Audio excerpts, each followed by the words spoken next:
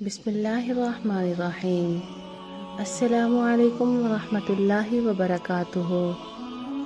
حضرت آمنہ خاتون کے حاملہ ہونے سے پہلے اہل قریش بسبب خشک سالی کے قحط کی مصیبت میں مبتلا تھے۔ تمام درخت سوکھ گئے تھے، سبزہ تک زمین پر دکھائی نہ دیتا تھا، سب آدمی اور جانور دبلے ہو گئے تھے۔ پریشانی ہی پریشانی تھی۔ جس وقت حضور صلی اللہ علیہ وسلم والدہ کے شکم میں رونق افروز ہوئے تو اللہ تعالیٰ نے خوب پانی برسایا۔ تمام درخت خشک سرسبز و شاداب ہوئے اور قسم قسم کے اناج کی فصل نہایت عمدہ ہوئی۔ جانور سب موٹے ہو گئے، مویشی بکثرت دودھ دینے لگے۔ اس سال ایسا چین و آرام اہل عرب کو ہوا کہ اس برس کا نام فرحت اور خوشی کا سال رکھا گیا۔ اس وقت عجب بہار تھی۔ محدث ابن الجوزی بیان المیلاد النبی میں لکھتے ہیں، جس وقت شب کو نور محمدی صلی اللہ علیہ وسلم حضرت آمنہ کو عنایت ہوا، اللہ تعالیٰ کا ارشاد ہوا کہ اے عرش انوار کے برقع پہن لے، اے کرسی فخر کی چادریں اوڑھ لے، اے جنت کی حورو جنت کی کھڑکیوں میں آراستہ ہو بیٹھو، اے فرشتوں نور کے ٹپکے باندھ کر عرش کے گرد کھڑے ہو جاؤ، اے بہشت کے داروغہ جنت کے دروازے کھول دے، اے دوزخ کے مالک جہنم کے دروازے بند کر دے کہ ہمارے محبوب اپنی والدہ کے شکم میں جلوہ افروز ہوئے ہیں۔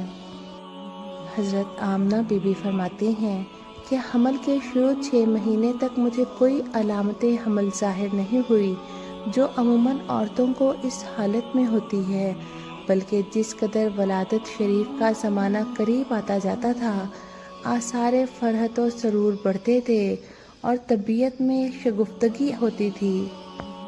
اور سب سے زیادہ میری عزت و توقیر یہ ہوئی کہ مہینے میں ایک پیغمبر آتے اور مجھے خوشخبری سناتے تھے۔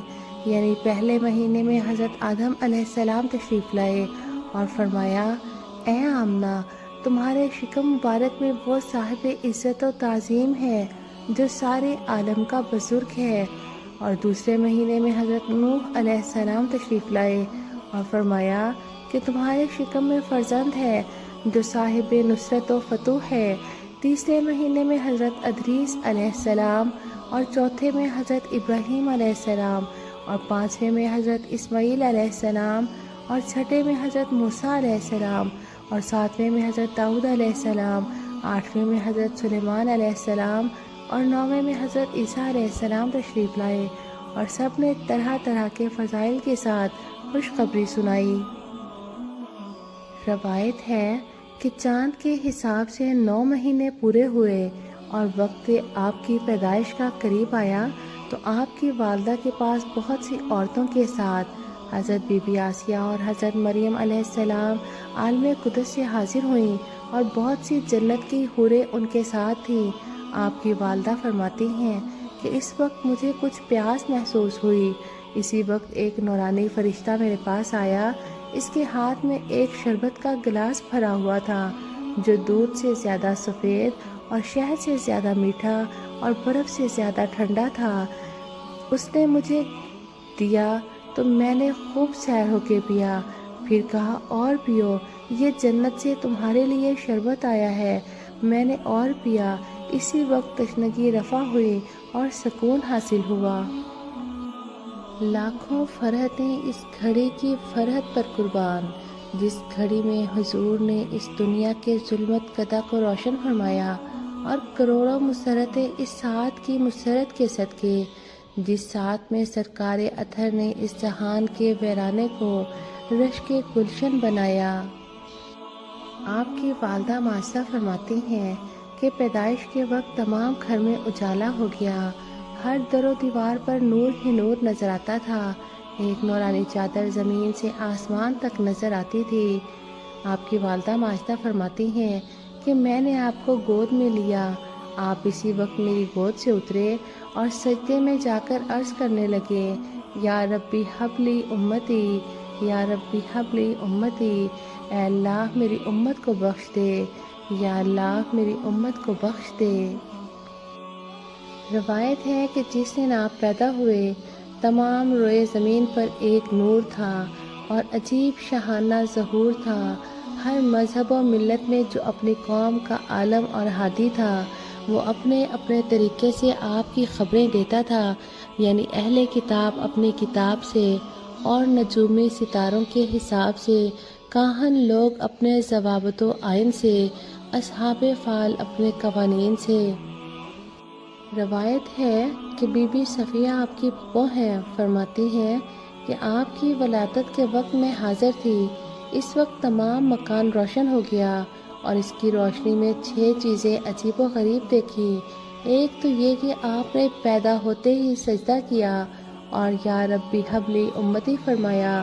دوسرے یہ کہ آپ کا نور چراغ کے نور پر غالب تھا۔ تیسرا یہ کہ میں نے چاہا آپ کو نہلاؤں، غیب سے آواز آئی کہ اے صفیہ یہ پاک و صاف ہے، تم تکلیف نہ کرو۔ چوتھے آپ ختنہ کیے ہوئے پیدا ہوئے۔ پانچواں یہ کہ آپ کے دونوں شانوں کے بیچ میں ستارہ روشن کی طرح ایک مہر چمکتی ہوئی دیکھی جس پر نورانی خط میں لا الہ الا اللہ محمد الرسول اللہ لکھا ہوا تھا۔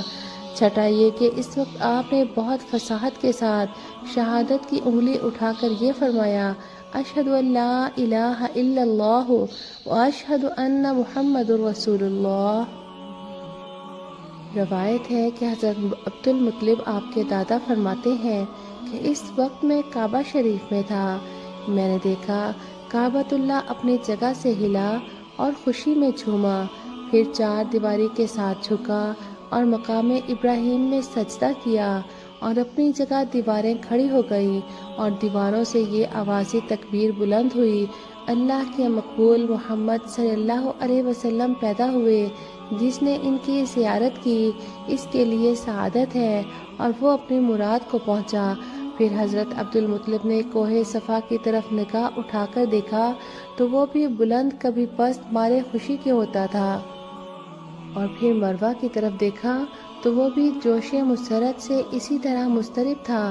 اب یہ غیب کی آوازیں سن کر اور یہ کیفیات عجیب و غریب دیکھ کر حیران اور پریشان کھڑا تھا کہ ایک آدمی گھر سے بلانے آیا اور کہا کہ اے مکہ کے سردار، بشارت ہو، تم کو تمہارے یہاں لڑکا پیدا ہوا ہے کہ جس کے نور سے تمام مکان روشن ہو گیا اور خوشبو میں بس گیا اور مکہ کی گلی گلی چمک گئی اور مہک گئی۔ یہ سن کر حضرت عبد المطلب مکان کی طرف خوشی خوشی تشریف لائے اور حضرت آمنہ سے پوچھا کہ میں اس واقعے سے حیران ہوں، خیال کیا کہ شاید خواب دیکھتا ہوں، لیکن نیند کا اثر آنکھوں میں بالکل نہیں، اس لیے اس طرف آیا ہوں کہ یہ بات سچ ہے یا میرا خواب و خیال ہے۔ حضرت آمنہ نے فرمایا، یہ سب سچ ہے، اور جو عجائبات نظر سے گزرے تھے وہ سب بیان کیے۔ تو حضرت عبد المطلب نے بکمال شوق دیکھنا چاہا۔ حضرت آمنہ نے فرمایا کہ ابھی تمہیں دیکھنے کی اجازت نہیں، غیب سے تاکید کی ہے کہ جب تک تمام فرشتے ان کی زیارت سے مشرف نہ ہو لیں اس وقت تک اور کسی کو اجازت نہ ہوگی۔ یہ سن کر حضرت عبد المطلب ناخوش ہونے لگے۔ ناچار حضرت آمنہ نے اس طرف اشارہ کیا جہاں آپ جلوہ فرما تھے۔ عبد المطلب نے اس طرف قدم بڑھایا، فوراً ایک شخص غیب سے تلوار کھینچ کر سامنے آیا اور سخت آواز سے دھمکایا کہ عبد المطلب ڈر کر کانپنے لگے اور الٹے قدموں ہٹ آئے۔ ہر چند یہ ماجرا قریش سے بیان کرنا چاہا لیکن زبان نے کام نہ دیا، مجبوراً چپ رہے۔ منقول ہے کہ آپ کی پیدائش کے وقت تمام بت اوندھے منہ گر پڑے۔ نوشیروان بادشاہ عجم کے محل میں زلزلہ آیا اور شک ہو گیا، 14 کنگرے اسی کے ٹوٹ گئے، شیاطین کے تخت الٹ دیے گئے، سلاطین کی قوت ناطقہ سلب ہو گئی۔ صحرائے سما وہ جس میں ہزاروں برس سے پانی کی بوند تک نہ تھی، اس میں ایک ندی جاری ہو گئی کہ وہ ایک بڑی ندی ملک شام میں مشہور ہے۔